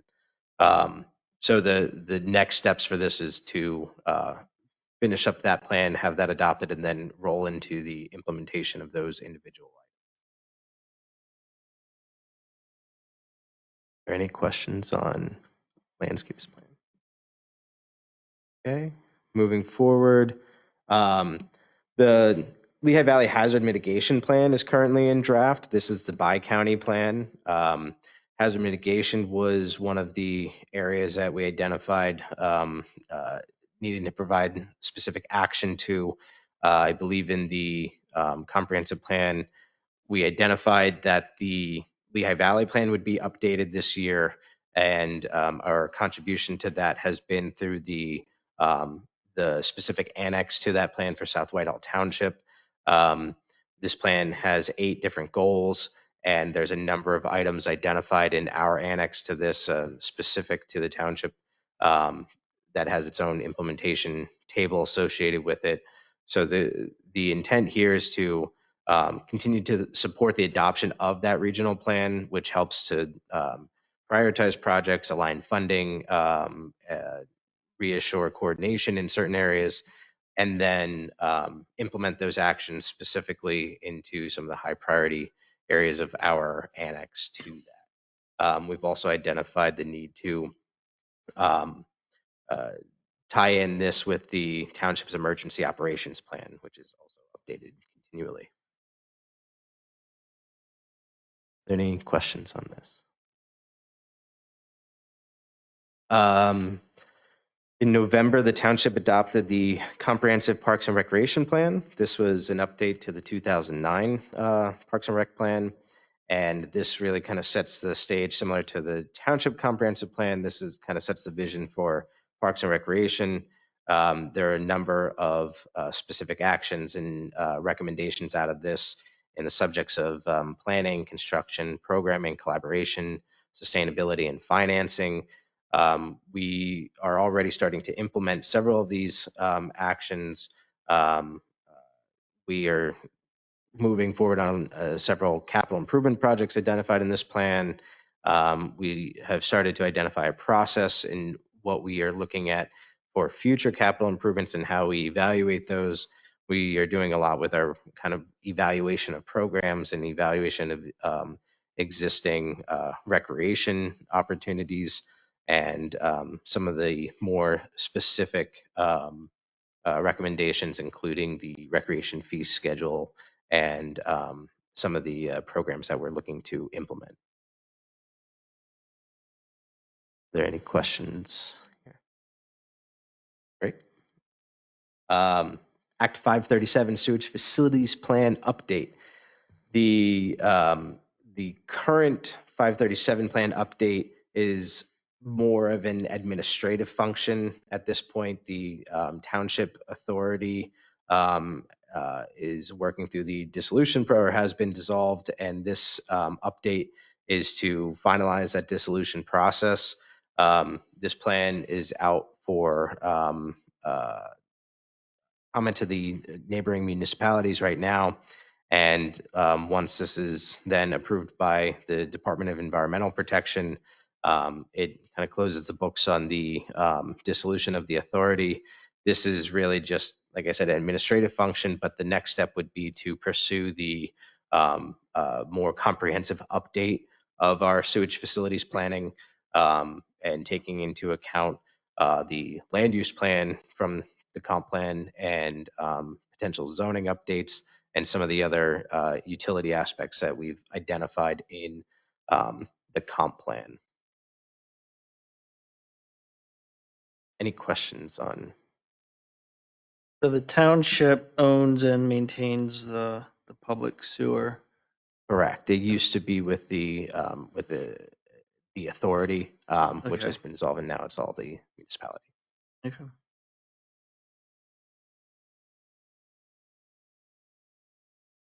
The final piece on page 128, these are just a couple of smaller initiatives that are just sort of getting started, but are moving forward different aspects of action items. Again, you'll start to see a pattern of how a lot of these tie in together, and different steps start to create larger initiatives. Capital improvements plan. This is certainly a high priority that we identified, and then so currently individual departments develop their own capital improvements plans. It goes to the budget for approval. The idea here is to kind of streamline that process and work more collaboratively in how those capital improvements are developed and how we review that process together and how it ties in not just with an annual plan update, but also a 5-year update. The infrastructure evaluation ties into what we just talked about with the Act 537 plan. This is looking at what are the maintenance costs of our infrastructure compared with the revenue received from new infrastructure. So the township is starting to look at a rate study to start to build the baseline for those comparatives, and that'll help us moving forward with some of the sewage facility planning and some of the other zoning, um, which dives into the zoning update. Right now, we're kind of doing a cursory review of the zoning ordinance, really the kind of structure of it, the functionality of it, how do we tie in some of the land use goals to updating the zoning ordinance. In addition to that, we are developing kind of a baseline study using ArcGIS Urban, which is a kind of an analysis tool that helps us look at what the current conditions of our township could look like under current zoning. And it helps us with some scenario planning that when we get to more of the decision-making process, looking at zoning changes, we have some baseline tool to start to look at comparing different situations. So we're starting to go through that process with ArcGIS Urban now. That'll help us down the line in forming those decisions. And the last one is solid waste. Obviously, with the updated trash and recycling contract, one of the things we identified is the need to be more proactive and analytical in what we're doing with our solid waste. So the township's working with the consultant right now to evaluate how solid waste is picked up in this township, the amount of waste that's there, what are our current recycling practices, areas that we can improve, some of the programs and policies that we have, and looking into ways that we can be more efficient and effective, both financially and to reduce waste in the future. I think that's all of the updates that I have just as far as the status of implementation. And unless there's any questions on specifics, I think Dave will get into what we are doing next with the reexamination.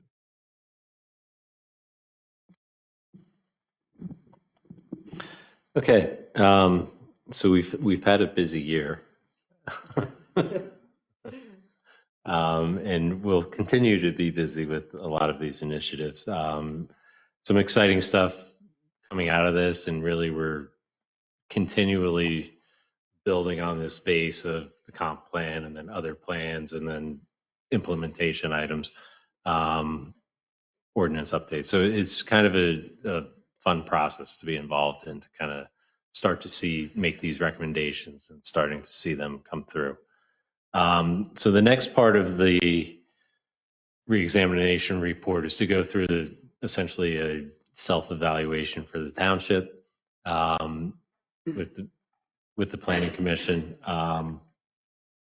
So one of the questions to kind of start us thinking about this is, what are the problems or objectives related to land development since the time of adoption? It was a year ago. Not a ton has changed. So, and this is kind of where we're going through this process. But I think also think about any issues that we were concerned with during the comprehensive plan process. And we can continually list those, and it'll provide us, the baseline. So next year when we look at it, we'll say, okay, traffic is still an issue. We need to continue to look at this, or we need to focus on this more. So any thoughts on problems or objectives related to land development, township operations? No, I think you're right in terms of it's, this comp plan was just completed. We're early in the process. It's nice to go through this to sort of get our mindset, in the upcoming years, but we're in year one of a 10-year cycle. So I personally don't have really much feedback right now.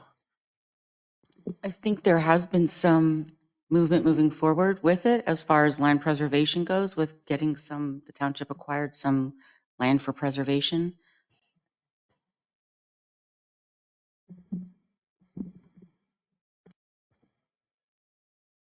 And that kind of ties to the objective. So the Davis Smith farm,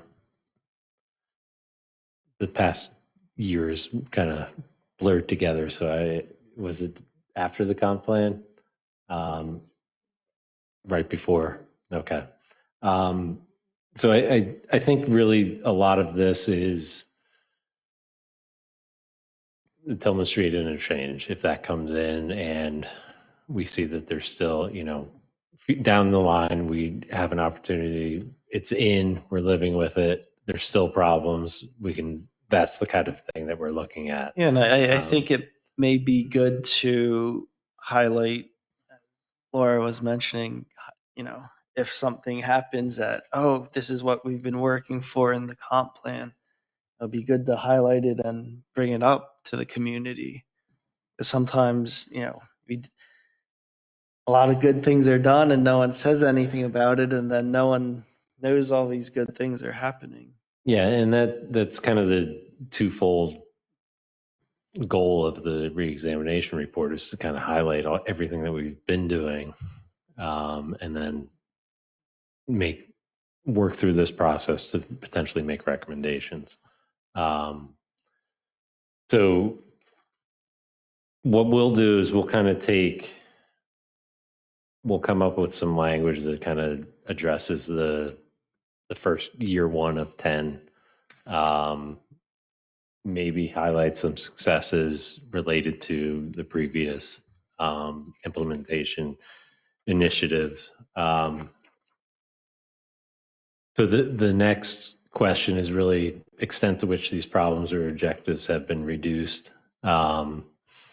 Using the Tillman Street interchange as an example, if there's a big issue with that interchange, this is the opportunity to say the problem has been reduced because the improvements were put in.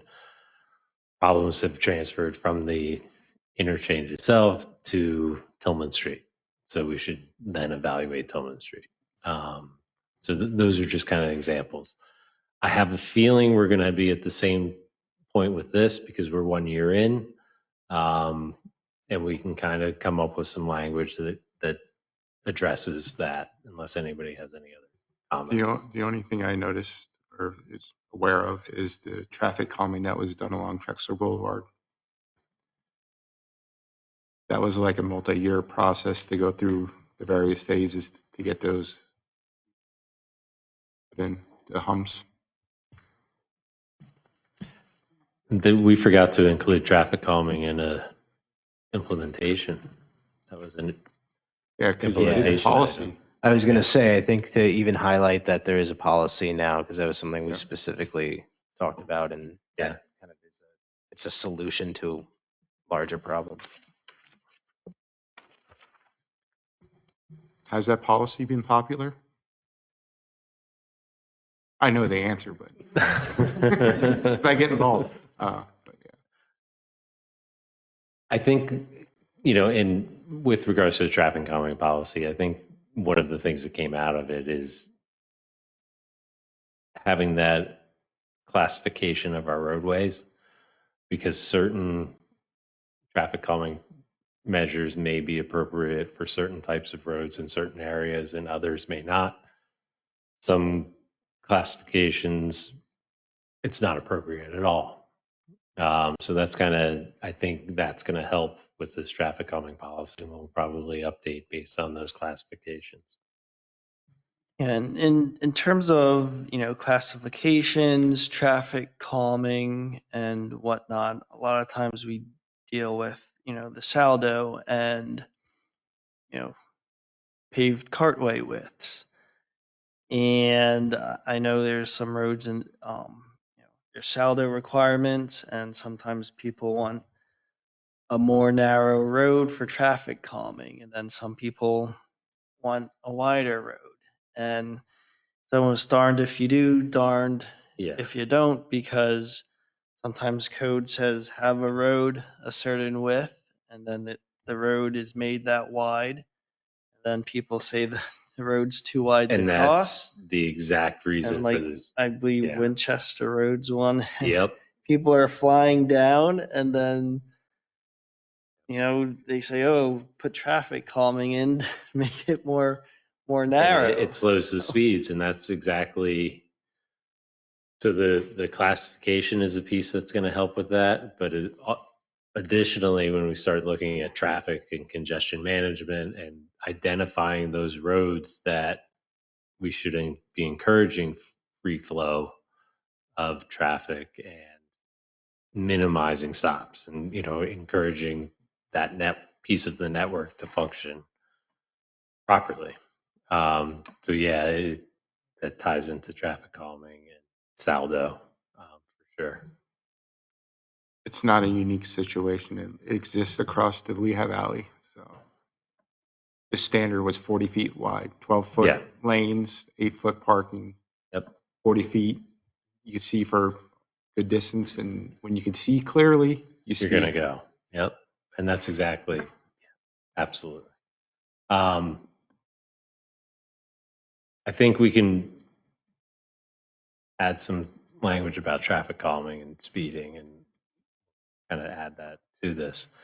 The next page is, to what extent has there been significant changes in the assumptions, policy, objectives of the comprehensive plans with regards to, again, 1 year in, one thing that jumps out at me is the collection, disposition, and recycling of designated recyclable materials. We had the new trash contract, so we can kind of identify that, and perhaps the recommendation is continually evaluate, and so we can work on that. But anybody have any other thoughts?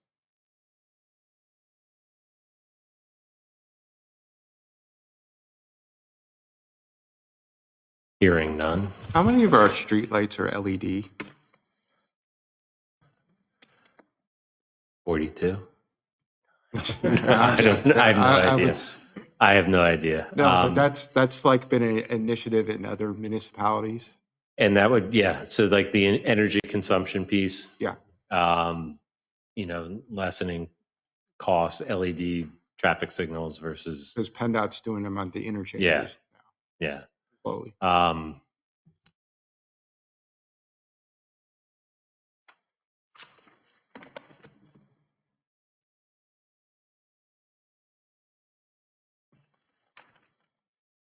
I think we're going to get to it, but I guess my question is some of this with timing. We know there's a couple things in progress here. Like, to me, I look at something like the adoption of the landscapes plan and any policies that come out of that might answer some of these questions. I think of like some of our regional plans and some of the recommendations out of those, looking at like energy conservation. So the other, and Chris kind of brings up the good point, is like, if LVPC adopted a new comprehensive plan, that would be an opportunity for us to say, well, this changed. Do we need to evaluate that change and make that recommendation to evaluate the impacts of this change on South Whitehall?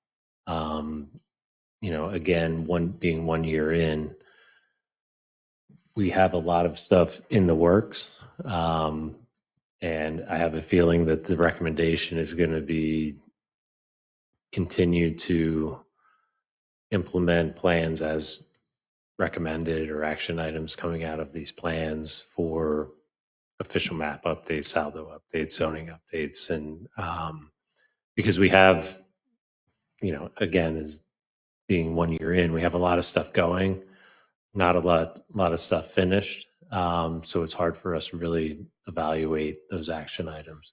One of the other ones is going to be the intersection of Hamilton and Lincoln. Right? You just got coming up in a year or two or 4, whatever it takes to do that. And, the completion of, and I saw it mentioned in here earlier, Jordan Creek Greenway, those phases.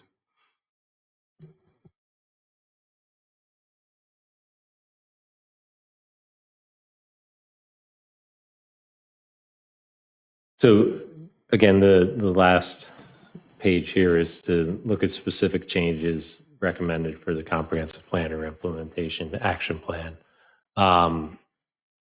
Again, I think what we'll do is we'll identify some of the initiatives and then make our recommendations based on things that we expect to come out of those initiatives. An example of this is like if, say, Rich Farms came in and it was fully built out, we may have to relook at our housing inventory. So it's really going through that process and having the opportunity and the mechanism in place for the planning commission sees development coming, may see something that's pending and can make that recommendation to the BOC in a formal process. So that's really where we're going with this. So any other thoughts or comments? Okay. Yeah, so I kind of figured the 1 year might be an easy one, and I think, so I've gone through a similar process in New Jersey. I said it. And it's required it used to be 10 years, now it's 6 years. And a lot of times it would be, no changes, no changes, no changes. So I think that's kind of where we're at, being 1 year in. But I do think it's valuable to have it annually in case something does come up and it doesn't sit for 3 years until we do it again. So I think I'm kind of leaning towards this annual process tied to the adoption of the comp plan. I would agree. I think it's a great idea, and I just wanted to recognize all the work that you've done behind the scenes to begin. So many of these initiatives are in progress, so thank you for keeping this moving. We've been busy. Do that.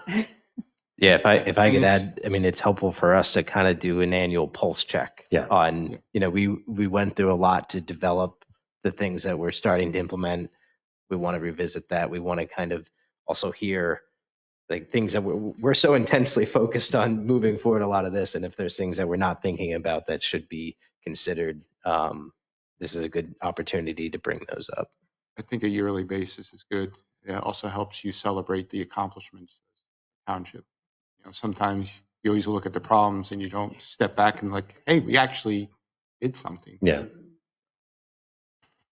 I had one question. When we're looking at recommendations, we look at significant changes in the assumptions of policies and objectives of the plan. And maybe I missed it, is there anything in here that would look at, you use the example if Ridge Farm, once it's fully built out, the impact on township services like fire, public works, police? Is there some mechanism for the planning commission to identify that there's been more pressure on those particular agencies and recommendation to the governing body? So my initial reaction is something that Greg and I have talked about in the very beginning of this process, to start planning for impacts. So perhaps we work into these questions something about impacts. So has there been anything that really impacts the quality of life? Or we can come up with some language that would tie into the impacts, and then we can make recommendations to address those impacts or how we might address those. Thank you. And I'll say, I think we want to workshop this language a little bit more. It sounds a little New Jersey. So we're still working through some of that. One of the things, as Dave said, you can take the boy out of Jersey. Yeah.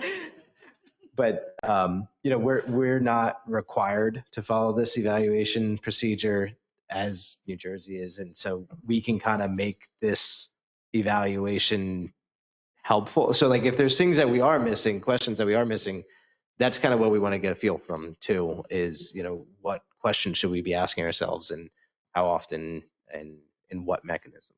And yeah, and this is really just the starting point. And like I said in the beginning, working through this process is going to get us to the point where we can make a recommendation for the actual policy. So that once that gets adopted, it'll be followed for subsequent years and administration, and everybody will be on kind of that same page moving forward. And in 10 years, you have a stack of reexamination reports and you can kind of go through and see what happened. So it's kind of a neat little exercise. Excellent, thank you. You're welcome.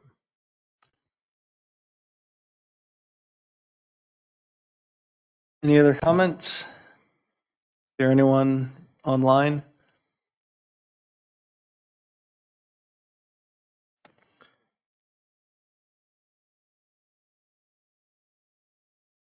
No? All right. Agenda item number 8, transportation infrastructure update. Ms. Bett? We have nothing to update. I don't know if Dave has something. All right, thank you. Nope. Courtesy of the floor. I don't think anyone's online. Oh, there was a page in the packet. I think it was in the packet. Yeah, the last page of the packet. There's been interest, and we've talked about during the annual report, continuing education. Here's an opportunity that we're offering to all the members of the Planning Commission, if they're interested, is the Lehigh Valley Government Academies Subdivision and Land Development class. It is in September on Wednesdays. So if anybody's interested in that, there's a little write-up about it. If you have questions about it, feel free to give me a call. I can kind of give you the lowdown on it. So we're offering that to any of the Planning Commission members. I'll have to figure out whether it'll be reimbursed or I can have that covered ahead of time. So if you're interested, shoot me an email, give me a call. We'll get you set up. There are several members of this board that have taken those courses. Mr. Wilson and myself and Mr. Downbach. And you. And me. Question on the dates, the 9th, 16th, and 23rd of September are Mondays on the calendar. Okay, we'll take that up with the I was looking to see Valley if they Planning conflicted with Commission. board meetings, so. Dave, is this part of the, where they can become a citizen planner if they do the zoning There and is the other part as citizen well? planner. I discussed this with the township manager, and we feel that this is kind of the foundation for planning commission members. The zoning administration is really intended for zoning officers. The comprehensive community planning, I think, is really intended for planners. But this is the one that really focuses on the role of planning commission and what you're looking at. So that's really why we're kind of using this one.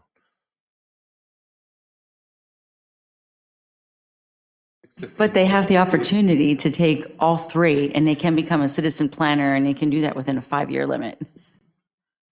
Thank you. If anybody's interested in the other courses, give me a call and we'll talk about it. Thank you. Agenda item number 10, adjournment. Oh, sorry. Sorry, Greg. Sorry, next month. The Aesthetics Medical Association, the office building that we saw last month, has resubmitted. They will be back for the April meeting. And I just want to give a little background to this. We will probably be seeing a waiver from land development next month. There's been a policy change around here, and we're just going to send all waivers from land development through the Planning Commission so that it gets vetted in public. You guys have a chance to see what's going on and ask questions.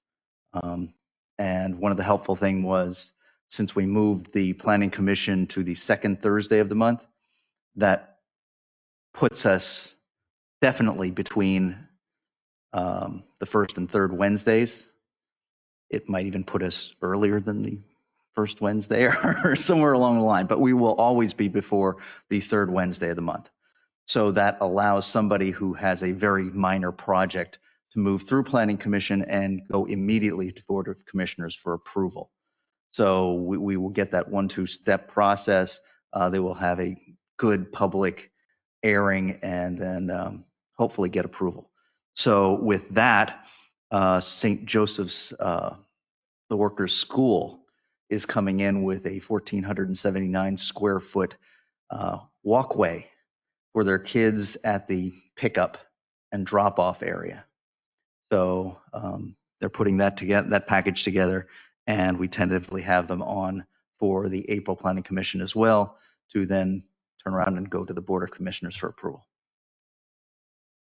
So look forward to that sort of stuff coming at you. That's all I have. Thank you, Mr. Adams. Do you have a motion to adjourn? So moved. Second. All in favor? Aye. Aye. So moved.